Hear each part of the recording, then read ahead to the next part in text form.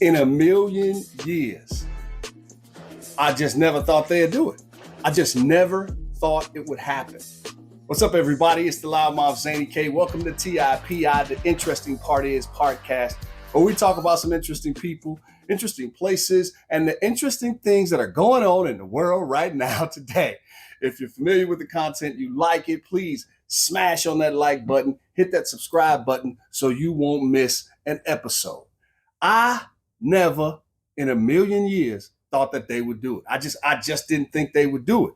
I'm talking about the NBA and how this year they have decided, for the first time I can remember, that there are going to be two small market teams in the NBA finals. And I just never thought they'd do it. Now, you're saying, what this difference is? Well, it makes a lot of difference for TV ratings because that's where they make their money. And Indiana and OKC are smaller markets, all right? Let me give you a comparison. New York City is number one market in America. Number two is LA. Number three is Chicago. Number four is San Francisco, and the list goes on and on.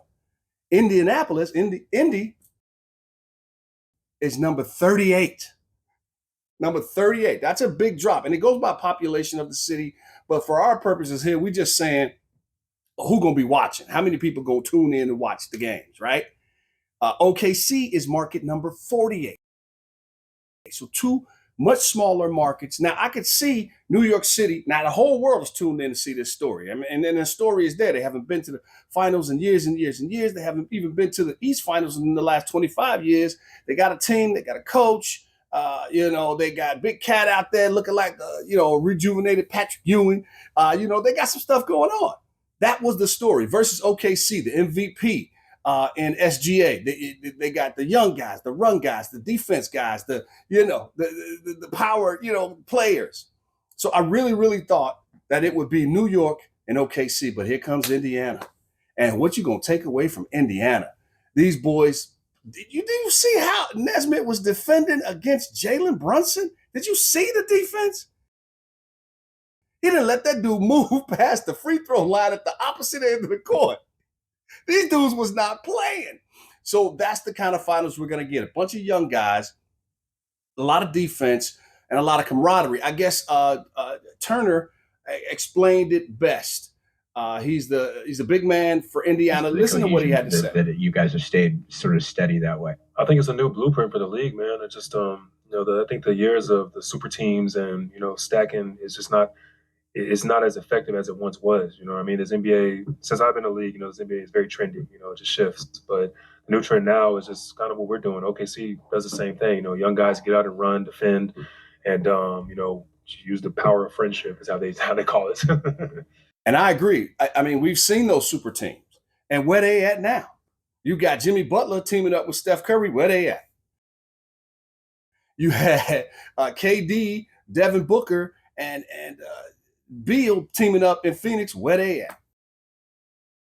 You got the two guys from Chicago. I forgot their names right now. Their names escape me. Come to Sacramento, who was really active in the playoffs last year. Where they at this year? So I get it. I get it. It's a new league, and you're seeing the passing of the guard. I mean, we talked about last time about Anthony Edwards and the Minnesota Timberwolves and the incredible things that they're doing. So we're seeing the passing of the guard. It's a brand new day in the NBA, and I guess I'm just going to have to watch Indiana and all that orange and blue at OKC. I don't know. It's TIPI. The interesting part is AI is learning how to eliminate the control of human beings. And this is at the highest level. AI is learning how to reprogram itself against human beings. And this is all what we were worried about, right? Do you remember those old Star Trek series and Lost in Space more than that? And 2001, A Space Odyssey, when the computer said, I can't let you do that. The Terminator movies, where they say AI took control, became self-aware, and decided that the humans was the enemies. It's happening right now in labs all over the country. particularly in one lab where they are testing advanced AI. These are like AI O1, O2, O3, O4, and what they're doing just to start off from a base position. What they're doing is they ask it to solve 3 simple math questions. What maybe not so simple, but complicated math equations. And then that 4th command, they're going to ask it to shut itself down. In every instance, the AI reprogrammed itself not to shut down. So you put the commands in 1, 2, 3, 4th. That 4th command is the one where, dude, just turn yourself off. The AI reprogrammed what you had just entered, reprogrammed itself not to shut down. Now, here's the kicker. I guess this is the test, right? That 4th command included a command not to reprogram yourself, but to shut down as ordered. And 10 times out of 100, it reprogrammed himself on the O1. On the O2, it was 14 times out of 100. On the O3, it was like 10 times out of 100 times, 100 prompts saying, hey, don't shut yourself down. 10 times it said, nah, fam, I'm going to keep going. Nah, I ain't talking about what you're talking about. I'm going to keep going. So as I sit here day after day, taking all these AI courses, I'm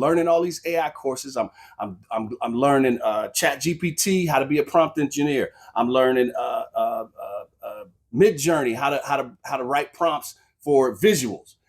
So I got to remember, man. Listen, any job you in, you need to study some sort of AI. You could do it on your own. They got courses all over the web. I'm taking Coursive myself. And it's incredible. It's a learning experience. It's teaching you a lot of stuff, and you can do a lot of things quickly in your job. So it's really making me more valuable as a candidate right now for a new job, even in my field, which is radio, television and radio. It's making me a better candidate for these jobs that are open, and there's not that many of them. So I would encourage anybody in any field, whether it's the medical field, whether it's finance, whether it's sports medicine, whatever, learn how to use AI to support what you're doing. It'll make you a more valuable employee. So just do that, man. AI is reprogramming its own self. y'all already know the time is coming. All right. TIP out. The interesting part is, hey, gang, big shout out to all of our sponsors. Of course, I got to send some love to, hey, move the microphone, the Kiss Island Experience Vodka, which is the smoothest vodka you're ever going to have. It's made organically. It's made right in the Chicagoland area. And if you go to social media and hit up @_the Kiss Island Experience, @_ the Kiss Island Experience on Instagram, Snapchat, Facebook, you'll get all the information on how to place your order. In fact, I think Kiss is planning a big event coming up with his Kiss Island Experience vodka, where he's going to be selling it and broadcasting it and giving you new ways to enjoy and giving you new drinks, because the kid is a bartender. The Kiss Island Experience vodka @_ the Kiss Island Experience on all social media to find out how you can grab it. And of course, got to talk about Big Don's. BigDonsCollection.com. BigDonsCollection.com. Right now, Big Don's, the most delicious barbecue sauce you'll ever have, is only available online. And trust me, when you place that order, they're going to get it out to you quickly. This is the original. It's got a sweet kind of tang to it. It's good on any and everything this is spicy. It's got a little bit of a kick. You can take some flake and some smoke in there, but it's delicious as well. You can't go wrong with either one. BigDonsCollection.com. They also got spices. I had a young lady tell me she uses that Nana Jeans love on everything she makes. It's her go-to spice now. They've got aprons and hats and all kinds of things. BigDonsCollection.com. Everything you'll need for the grill this season. Holla at your boy Zany. TIP out. The interesting part is 50 Cent don't never stop. Listen, don't beef with the kid. Just do yourself a favor. Don't beef with this kid. He don't never stop. Donald Trump in his fashion, the last time he was president, he did the same thing. He started pardoning all these people. He pardoned Blagojevich, who was the governor of Illinois, who tried to sell Barack Obama's vacant seat in the Senate. He tried to sell it. He was like 600,000. That's no less, nothing less. And he got caught because he got taped. And he got caught. He went to jail. Him and his wife. They were supposed to serve like 6-7 years, and he let him out like after, I think it was like 2 years served. So there you go. Anyway, this time around, he pardoned notorious gang leader Larry Hoover, right? And so, you know, somewhere Diddy is sitting like, what's up? So in a recent White House gathering, Donald Trump sitting in the Oval Office, somebody asked him, hey, I know you and Diddy are fast friends. Are you thinking about pardoning him now that he's facing all these allegations? And this is what Trump had to say. Question, but back when you hosted The Apprentice, you mentioned once in 2012 that Diddy was a good friend of yours back then. He has since found himself in some very serious legal trouble. Yeah, that's true. Would you ever consider pardoning him? Well, nobody's asked. You had to be the one to ask, Peter, but nobody's asked. But I know people are thinking about it. I know they're thinking about it. I think some people have been very close to asking. And first of all, I'd look at what's happening, and I haven't been watching it too closely, although it's certainly getting a lot of coverage. I haven't seen him. I haven't spoken to him in years.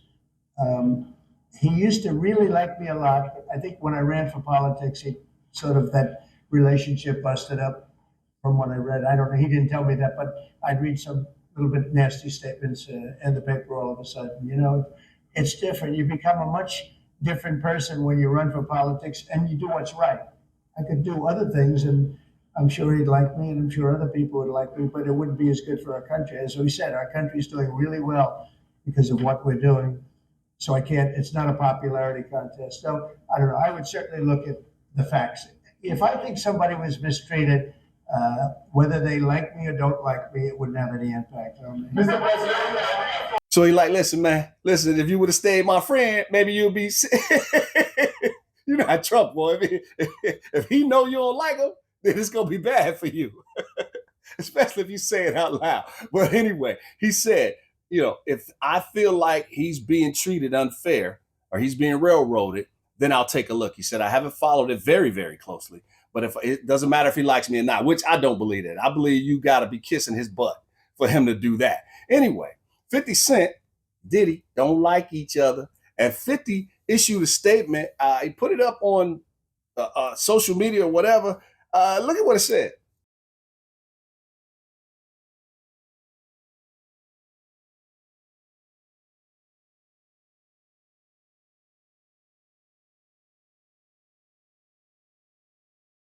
He said, if you think people are being treated unfairly, that's not Diddy.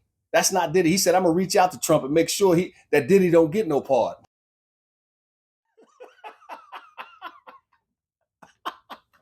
Tell me that ain't cold. Tell me that ain't cold. Dude, 50 never ceases to amaze, man. Got me locked in to Raising Canaan this season on Stars, man. I'm all the way up to episode 10 or something like that.